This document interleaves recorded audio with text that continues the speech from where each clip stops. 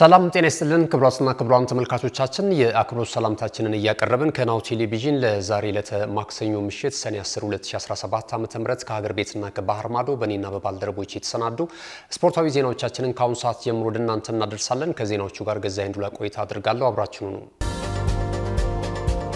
ወደ ቀዳሚው የሀገር ቤት ስፖርታዊ ዜናችን ስናልፍ የኛውን ቀዳሚ እናደርጋለን። ስድስተኛው መላው የኢትዮጵያ ጨዋታ በዛሬው ዕለት በኦሮሚያ ክልል ጅማ ከተማ ላይ በድምቀት ጅማሮውን አድርጓል።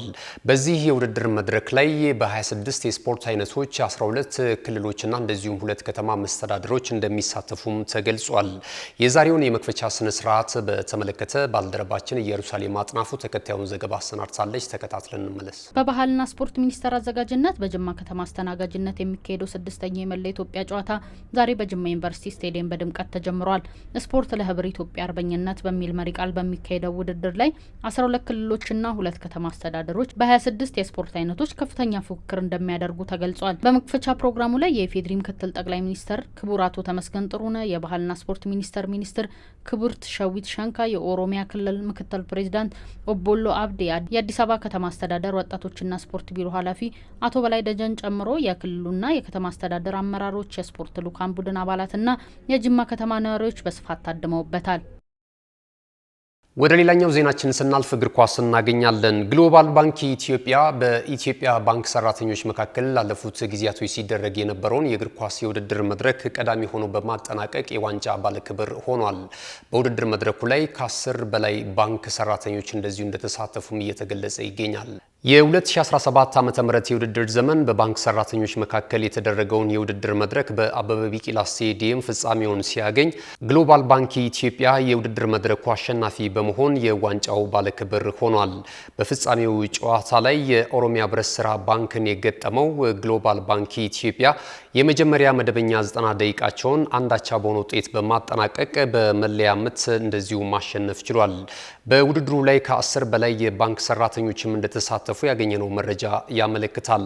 በዚህም መሰረት የኦሮሚያ ህብረት ስራ ባንክ ሁለተኛ ሆኖ ሲያጠናቅቅ፣ ዘምዘም ባንክ በሶስተኝነት ውድድሩን አጠናቋል።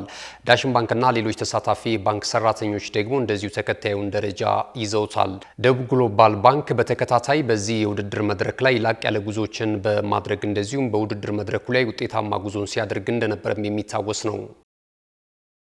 ወደ መጨረሻው የሀገር ቤት ስፖርታዊ ዜናችን ስናልፍ እናገኛለን። የአርባ ምንጭ ብሔራዊ ስቴዲየም ግንባታን ለማጠናቀቅ የሚደረገው የገቢ ማሰባሰቢያ ቴሌቶን አሁንም በጥሩ ሁኔታ ተጠናክሮ መቀጠሉን ከስፍራ ያገኘነው መረጃ ያመለክታል።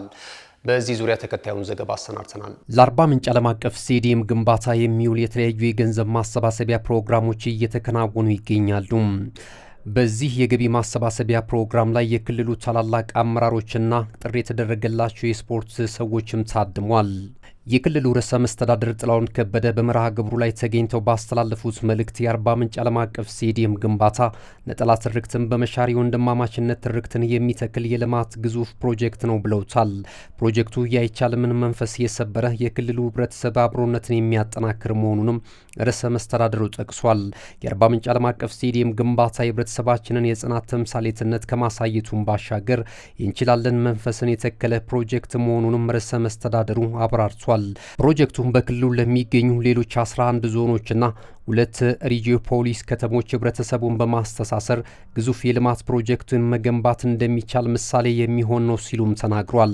የአርባ ምንጭ ዓለም አቀፍ ስቴዲየም ግንባታ ሲጠናቀቅ ከኳስ መጫወቻ ባሻገር ፍቅር የሚዘራበትና አንድነትና ወንድማማችነት የሚሰበክበት ሊሆን እንደሚገባም አሳስቧል። የስቴዲየሙ ግንባታ እስኪጠናቀቅ ድረስ መላው የህብረተሰቡ ክፍል እያደረገ ያለውን ድጋፍ አጠናክሮ እንዲቀጥልም ርዕሰ መስተዳደሩ ጥሪያቸውን አስተላልፏል። የጋሞ ዞን ዋና አስተዳደር ዶክተር ደምስ አድማሱ የአርባ ምንጭ ዓለም አቀፍ ስቴዲየም የተለያዩ ስፖርታዊ ሁነቶችን የሚያስተናግድ ብቻ ሳይሆን ትውልድን ለልማት የሚያነሳሳ ግዙፍ ፕሮጀክት ነው ብለውታል።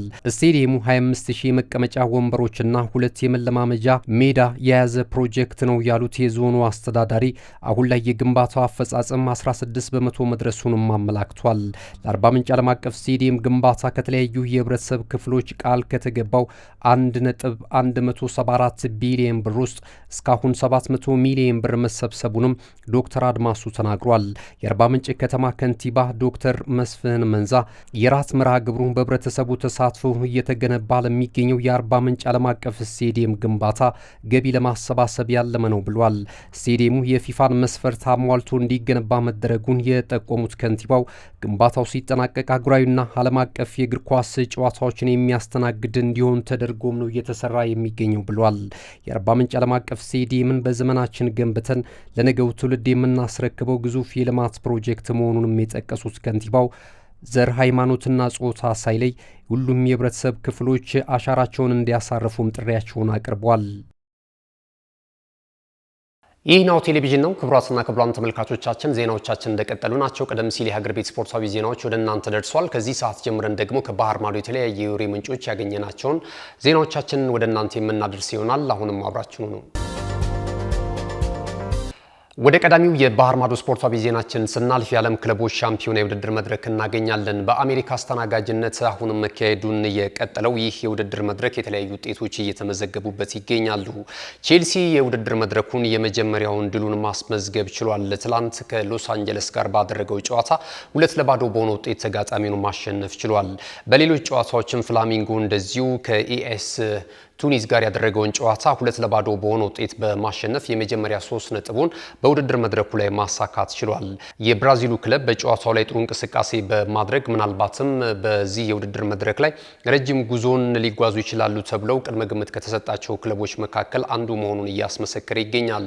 በዛሬው ዕለትም የመርሃ ግብሩ ጨዋታዎች እንደዚሁ ቀጥለው ሲከናወኑ ሌላኛው የብራዚሉ ክለብ ፍሊሙዌንሴ ከጀርመኑ ክለብ ቦሩሲያ ዶርትሙንድ ጋር ጨዋታውን የሚያከናውን ይሆናል። የአርጀንቲናው ክለብ ሪቨር ፕሌት በበኩሉ ከኦራዋ ሬድስ ጋር የሚያደርጉትም ጨዋታ እንደዚሁ ይጠበቃል። ሌሎቹም ጨዋታዎች እንግዲህ በቀጣዩ ቀናት ተጠናክረው እንደሚቀጥሉ ያገኘነው መረጃ ያመለክታል። የስፔኑ ክለብ ሴቪያ አዲስ አሰልጣኝ መሾሙን ይፋ አደረገ። የላሊጋው ክለብ የ51 ዓመቱን አርጀንቲናዊውን አሰልጣኝ ማቲያስን በዋና አሰልጣኝነት መቅጠሩን ያገኘነው መረጃ ያመለክታል። ያለ አሰልጣኝ የሚገኘው የስፔን ላሊጋው ክለብ ሴቪያ አሰልጣኝ ማቲያስ ኤልማዳን በኃላፊነት መሾሙን ይፋ አድርጓል።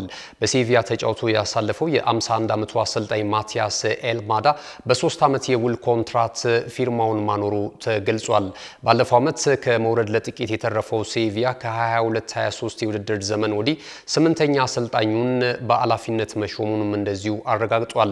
በኤሮፓ ሊግ የበላይነቱና በቻምፒየንስ ሊግ ተሳትፎ የሚታወቀው የሴቪያ እግር ኳስ ክለብ ባለፉት 2 ዓመታት ከአውሮፓ መድረክ ርቆም ይገኛል።